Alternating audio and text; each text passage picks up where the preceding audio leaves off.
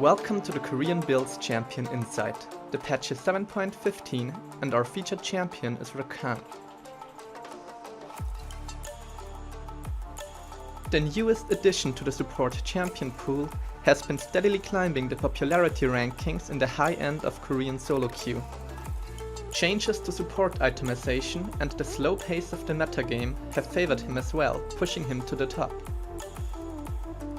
While Rakan's laning phase is not one of the best, he makes up for it with amazing roaming potential and even better teamfighting. His win rate is greatest when paired up with Xayah, but he can easily drag his weight with other AD carries. All of Rakan's basic abilities are worth putting points into early.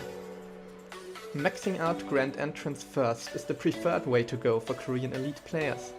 But against enemies like Jenna, who can easily interrupt it, Gleaming Quill can be more effective. Putting early points into Battle Dance is also an option for tough lanes. Courage of the Colossus is by far the most frequently picked up keystone, but Windspeaker's Blessing also sees a fair amount of play. Ability power glyphs and quints, armor marks and either health or armor seals are the status quo in a Rakan rune page. As a starting item, Spell Thief's Edge and Ancient Coin are both good choices. After that, Sightstone is picked up as soon as possible.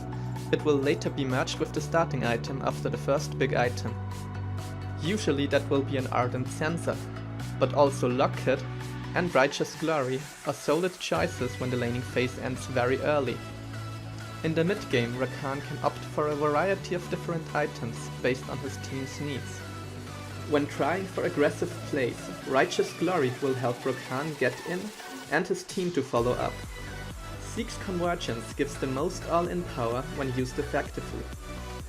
Locket is still the best item for 5-on-5 teamfights, and Redemption is good for games with a lot of back and forth sieging. Another item often seen later in the game is Athene's Unholy Grail, to give him some extra healing and max out on cooldown reduction. Mikael's Cubicle can be opted into whenever it is needed. Very late in the game, Banshee's Wail is sometimes picked up to prevent Grand Entrance from being blocked. Ionian boots are the most popular, but also boots of mobility and the defensive choices have their time and place. Although Rakan's early game is relatively weak, he has the potential to make a move at level 1 with Grand Entrance. Especially when laning together with Xayah, their level 1 power is enormous with her W applying to both of them. After that, the laning phase can look quite differently depending on the matchup. When Rakan cannot go aggressive, he still has the tools to answer enemy aggression. He is worst off against safe poke lanes where he can't do either. Rakan's level 6 power spike is really strong. He can often use his ultimate to land Grand Entrance on both enemy laners and eventually on additional guests to the bot lane. Rakan excels in big teamfights, so chaotic bot lane parties are just what he wants, as long as some allies are coming too. Roaming is another strength of Rakan, although it's quite hard to pull off consistently and without putting your own carry at a disadvantage. In late game teamfights, Rakan can effectively engage on the enemy team or peel for his own squishies. Thanks to his shield, he can alternate between both of these functions very fast.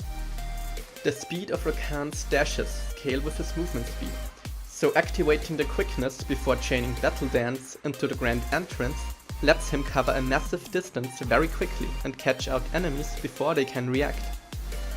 All of Rakan's dashes are unique in that they are interrupted by stuns and snares. Watch out for things like Caitlyn traps.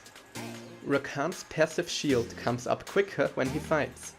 A full rotation will take 4 seconds off of the cooldown, so you can calculate those in when waiting for the shield to engage.